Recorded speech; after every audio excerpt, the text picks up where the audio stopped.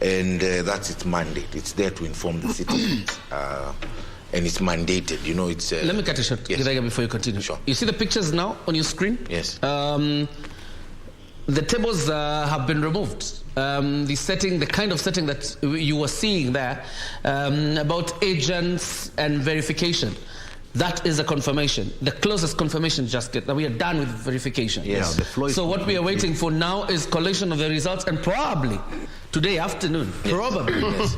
We'll have a president-elect. But you can continue making Yes, maybe even 11 o'clock, by 11. Because I saw that trending yesterday by 11 a.m. Both sides were saying they will be announced the winner. So going back to what I was saying is that the media has actually played a very positive role. They have not really announced the winner, but they have kept us informed. Whether it's not tallying together with what IBC has, actually the citizens have been informed. Anxiety levels have gone down, okay? But I want to also state that IBC is mandated under the law to be the one who gives the results, right? And they have done an excellent job. Why am I saying this? Looking at past experiences, remember Kevuito? If you remember watching him on TV in KICC, he was asking, watu wako almost hapa tu 1 hour away. Now 12 hours are over. I hope I had a chopper, I could go there and get the results myself. But we moved away from that. We're now digital, thanks to IBC. And the other thing also, password. We remember the late Mosando. He lost his life. Apparently, they even cut his finger, and I really apologize to the family for mentioning that. I'm sure it's very hard to replace somebody. But that has also been taken care of by the public portal. So, like what Chebukati said yesterday, and I don't want to quote him verbatim, but he said something to this extent, that the results are in the portal. Don't give yourself too much stress. Just have a single calculator and go and calculate for yourself. I've seen various friends of mine and very reputable people doing that on Facebook, and the numbers are being tallied. So therefore, it is important that we wait for IBC to announce. But if they can announce even now, as you've said, they're clearing the way, this will be the best thing, so that we can know who has won and who has lost. And if there is people who are objecting the loss, they can go to the Supreme Court. But what I'm appealing to the youth from both divides, because most of the times, it is the young people who go to the streets. It is the young people who take revolt. It is the young people who are misused by this political class. I'm requesting them, stay home. Whether you're a loser or a winner, and also even if you're a winner, don't forget, maybe even in your own household, your brother voted for the other person or your sister. So are you going to take a panga and kill your brother? I'm sure not. So don't do to others as you not like them to do unto you. Thank you. All right. Victor?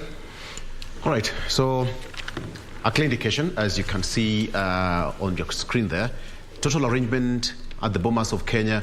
Earlier on, Sarafina Robi alluded to such kind of arrangements. You can see even the groundsmen are now taking, actually rearranging that hall. So there could be some light at the end of the tunnel.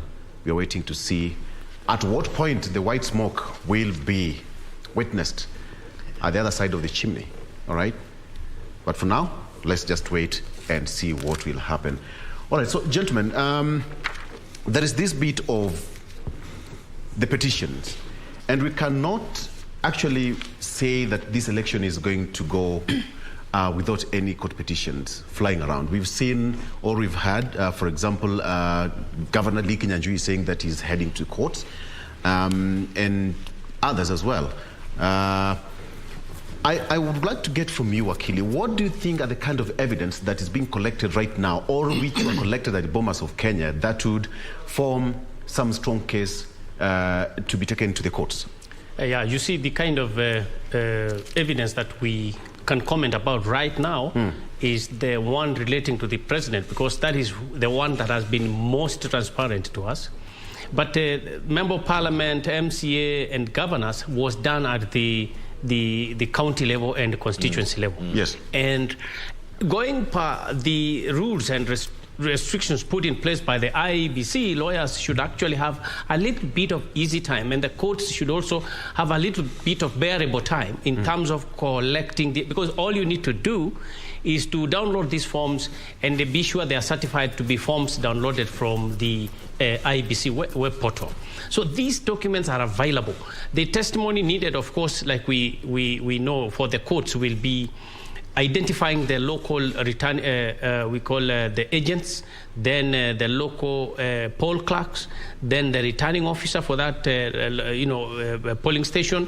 Then we come to the constituency level. Again, you look at the entries by the returning officer. These are the documents you will put together. And then you look at any anomalies that may have happened during voting. If you're saying your polling clerks were chased from the room, you need that level of evidence to show that it is true Mr. XYZ was in the room, but he was chased away. It is upon that polling clerk to say the name of the person who chased me away is so and so.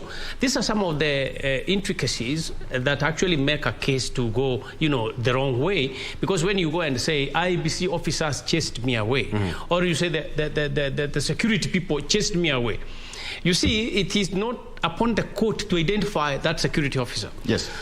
Or to identify the polling clerk, the IEBC officer. It is you, the petitioner, to bring all these documents. As I said, those are issues to be really canvassed in court and probably looked at the local level. But in terms of the presidential documents, the ones we see in the portal are comprehensive once they are confirmed by the IEBC that these documents are their documents. Yeah. Githaiga, what do you think? Because as it stands right now, the whole system was foolproof from outside. Yes. But of course, we cannot miss a case or two out there. What do you think are some of the cases that the legal minds are now putting together? Because, so to speak, some legal action is imminent. Yes. Thank you very much. There are 200 attempts for hacking, according to IEBC, and none of them managed to get through. And you can rightly see because of the consistency of these results. But when it goes to, say, the MCA, County Assembly, Member of Parliament, Senate, Governor, they probably are going to be question marks here and there. But the law does provide that in cases of where somebody feels aggrieved by the result, there are remedies, like Wakili has said, established under the law, so that that person can then take a petition to a high court and prescribe what they want to and provide the evidence. So it is not for IEBC to find you the evidence. It is for you. And this is why we have people called agents. Undermine these agents, and even some of them have not been paid until today. Because they are there to ensure that they secure your vote. For example, if there's been some malpractice, there is something called a checklist provided by the IEBC that before you sign that document or that form 39, 34, whatever form it is, there is a checklist that every agent is supposed to sign. And this is like an OB, whereby it asks you a question like, was the station opened on time? How was the IEBC staff? Were there issues with counting? So once that is laid down there, that is the evidence that you can then take forward and provide in a court of law, including pictures, videos, and whatever else that you have. But failure to do that, and you go to court without evidence, I am sorry to say, Wakil, you can support me in this. It will be thrown out. Yes. Yeah. And that is why you see, even with the presidential case, right now I'm sure both sides are building up the evidence. Because one or another, there's going to be a winner. There's going to be a petition, obviously. But Wakili, obviously, as you come into the same, and when you talk about evidence, it appears like this time then evidence will be readily available because the imprint of every voter and the number of voters who voted is readily available in the KIMS kit. That is true. You need this what we call collaboration of evidence, meaning even if you can download the forms, that's not the only thing the courts want to look at. The courts will be looking at any other evidence to support your case apart from these forms you have brought in, and that's why I talked about the polling clerks, your agents, and any other evidence showing that indeed there was either malpractice at the station level or at the constituency tallying center. All these things have to go hand in hand. But here is the trick. For example, for presidential petition filing, you need 7 days. Now, it looks very simple that I will download these forms, hundreds and hundreds of them in 46,000 plus. 46,229. Exactly. It is tricky, very tricky for lawyers. That's why you see lawyers hiring temporary, data entry clerks to try and bring all those documents, bind them together in good sequence, and then collaborate them with the other set of evidence so that the courts must receive that within 7 days. That is where, you remember in 2013, the Raila Odinga's petition was thrown out partly because he was blocked from presenting certain documents. So the timelines are very, very tight. If you talk about these others, yes, they should be, cases should be heard within 6 months. That's a little bit bearable. You can make first mistake and go back and correct and bring the correct documents.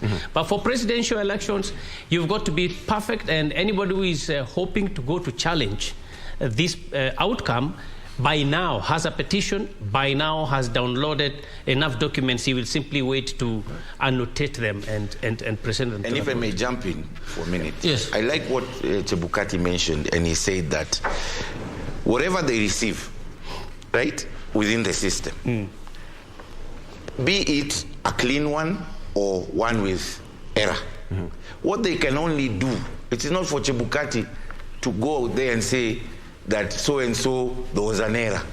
He notes that down and files the report later. And then when you as an individual go to court, Supreme Court, and provide the evidence, the Supreme Court will demand to know, did IEBC flag down this error? And if IEBC flagged it down, then they are safe.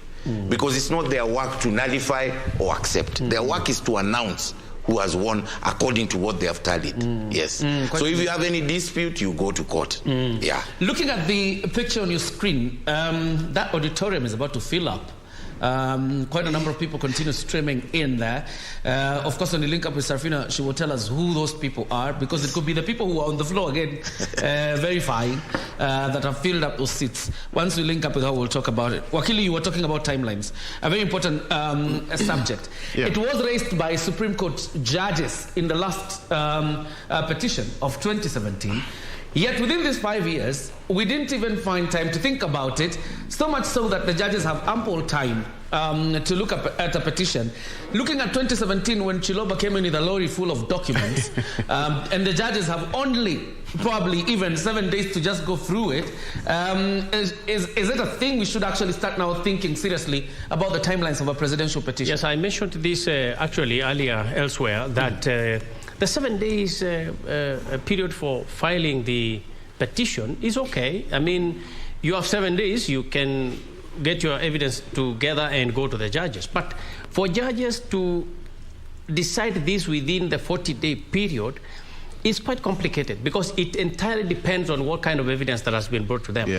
But at the same time, consider this, that it's not just the judges who are going to look at 2,000-page document. They have researchers behind them, registrars, and they can also hire, or rather pull in, other staff from other departments to ensure that what they are looking for is ABC, and the same is properly marked for them to see.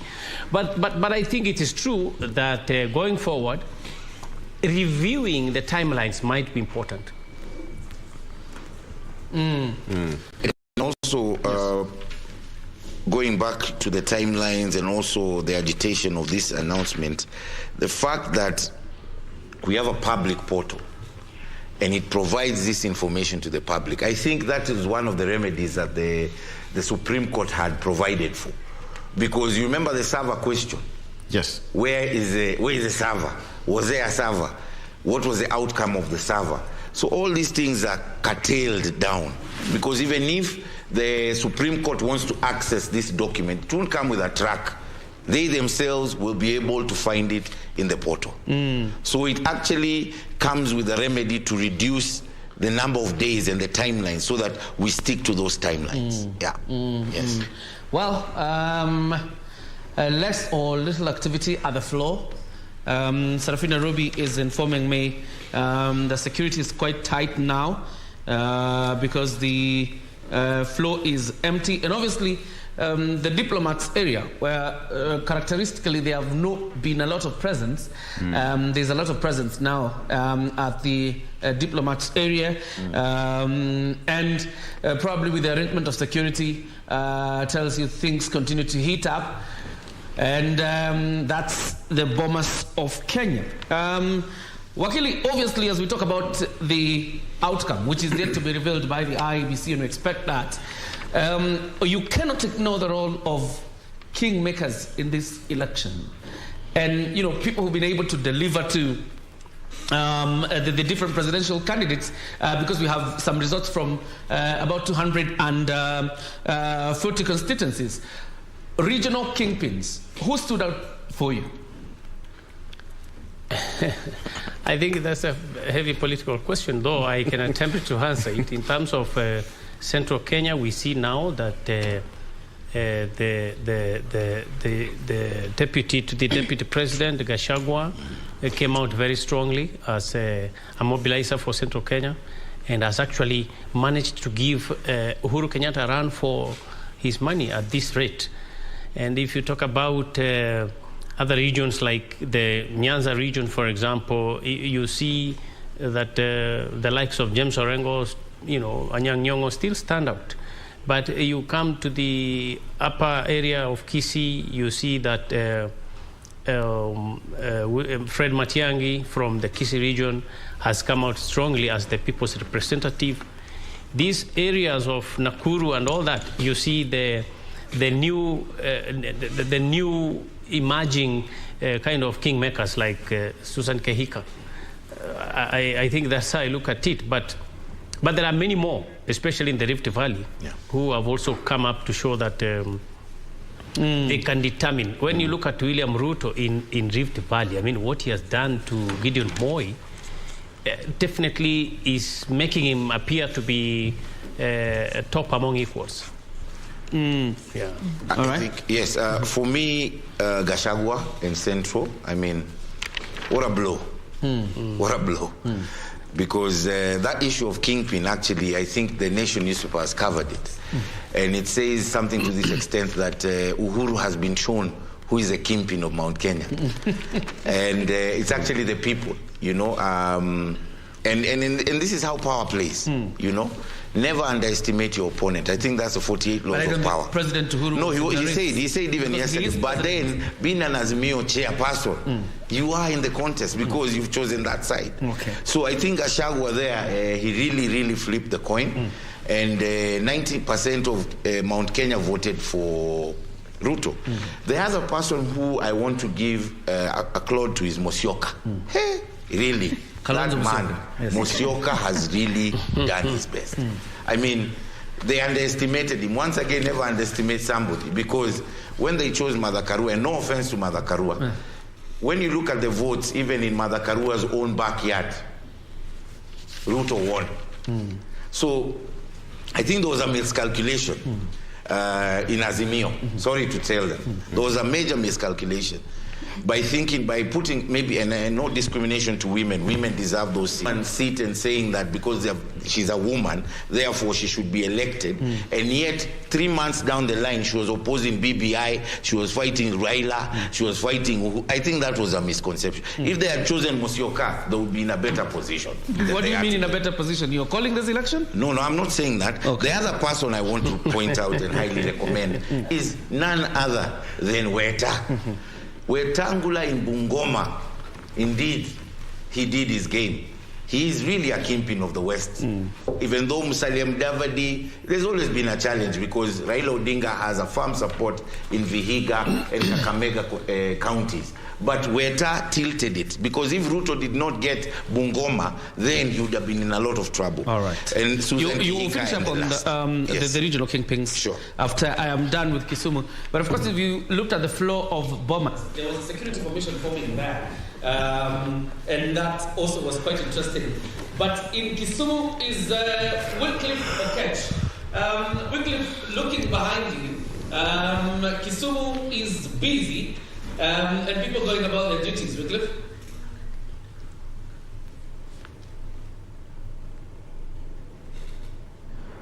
Well, a very good morning to you, John.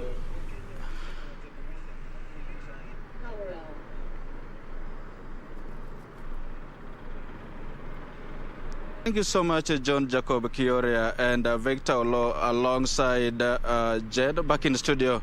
We are actually, I'm coming to you live from the lakeside city of Kisumu, right where I am here. As you can see behind me, this is the famous Kondele roundabout. This the famous Kondele flyover, and like you can see from, in the background here, it looks like normalcy has resumed here in Kisumu, rather. To remember, this is the 6th day after voting exercise, and the wait has been quite long for all Kenyans, actually, as they wait for the electoral body, the IEBC, to make known the 5th president who will take the reins of power from the departing president, that is Uhuru Kenyatta. And that way it can't be any longer. It can't be more longer for the residents of Kisumu here. You do remember it's one of the 4 Luo Nyanza counties that are collectively regarded as the political backyard, or the political bedrock of Raila Odinga, the Azimio la Umoja One Kenya coalition party presidential candidate. And that means the residents here are anticipating with bated breath for the electoral body actually to make known the 5th president, and they are quite expectant. They are highly expecting probably that their son here could be announced as the winner for the presidential seat maybe today or tomorrow. You know, the IEBC has until tomorrow to make that quite important announcement. Like I've mentioned, from what you can see behind me here, the vehicles, it looks like normalcy is resuming here. If my colleague behind the camera can basically show you the vehicles that are parked around this area, that those vehicles that are used to transport sand, some that transport timber here, and other building materials. Actually, this is the area that such vehicles are protracted. If you really want to get maybe vehicle to transport some of your maybe merchandise, this is the area to come to. There is a very big difference between today and the first 2 days after the elections. There is a vehicle that is just passing behind me. That is another clear indication that probably normalcy is resuming. Like I've mentioned, there is a big difference between today being the 6th day after polling and the very first 2 days after the polling. Polling was done on Tuesday last week, of course, and from Tuesday, actually, the tallying has been going on both at the constituency level, at the national level, and within those 2 first days, the streets of Kisumu were literally deserted. Shops closed, people quite literally staying indoors, and that is just an indication of the anxiety that rocked the residents of Kisumu following the polling, and they've been anxious, of course, after the polling, just trying to predict, or rather wait with bated breath for that kind of announcement here. Before I came here, actually, we've been doing round visits to the strategic places within Kisumu. Right now we are at Kondele. On our way here, we passed through the CBD. We've gone to Nyamasaria. We've gone to Nalenda. Those are some of the strategic, the known places here in Kisumu. And what I've observed, that people are getting back to their normal businesses. You know, even as we wait, people really have to eat. People really have to make that income. People really have to build the country. And that kind of weight maybe is not deterring them from going by their normal businesses. And I have spoken to a number of residents from this region, and I may be asking them questions regarding the weight, the expectations, and what really that we expect maybe today or tomorrow. And there are 2 messages that are coming out clearly from their statements. One is the peaceful coexistence that they actually want to experience in this region. And two is the expectations is obviously they expect maybe Raila Odinga to carry the day insofar the announcement is concerned. But nonetheless, the number of residents I've spoken with are telling me that even when the Raila is not announced, they're ready to welcome any the outcome that will be determined by the IEBC, which is the body mandated to make the official announcement with regarding the fifth president of Kenya. And basically, it is this normalcy resuming in Kisumu, the deserted street that we witnessed the very first 2 days after polling. It's no longer the same. Right now, people are going on by their businesses as usual. Shops are opened. Actually, like I was told, we passed by the CBD, and shops are opened as usual. People going about their businesses. And something that I can't really forget mentioning, that I will keep on mentioning, John Jacob Kioria and Victor Law, is the security situation in Kisumu. Like you know, that Kisumu is one of the counties that were flagged by the National Cohesion and Integration Commission as the potential hotspot, especially during this electioneering period, and have been in constant communication with the security operators in Kisumu County. Have been talking with the regional commissioner, that is Magu Mutindika, on phone quite regularly. And this morning I made a calls to the OCPDs of various sub counties here in the constituencies constituting the Kisumu County, especially the border constituencies of Nyakach, Nyando, and Muhoroni, and they're telling me that security is under control. They are communicating with their colleagues in the neighboring counties, and they're assuring us that the security issue is under control, and that the residents of Kisumu and even the Kenyans at large should not worry about anything. Well, JJ, Olo, and Jen, until the presidential results is announced, we know we will be making rounds, speaking to residents, monitoring the situation as it is, and our viewers can trust us for a progressive up so that you can continue with that important discussion you're having right there. JJ. Fantastic report there, Wycliffe Okech from Kisumu, telling us about the situation in Kisumu. And of course, he's our standby guy when if the results are declared today, and even if tomorrow. Wycliffe Okech is on standby in Kisumu. So is that is Timothy Kipnusu in Western Gishu. We also have Simon Achola in Siaya, Anburu in Mombasa, Gishoki Washira in Nyeri, as well as Gladys Mungai in Kirinyaga, and several other places where we are obviously will be looking at the reactions of this entire process. Back to you, Victor. Right. I don't know what Jen has. So far, so good in Kisumu, Jen. Kisumu's looking good, and we do hope that's the situation to even the other parts that we haven't been able to cover yet. But as and when we get in touch with our reporters, we will be sure to bring you that 360-degree coverage that we have.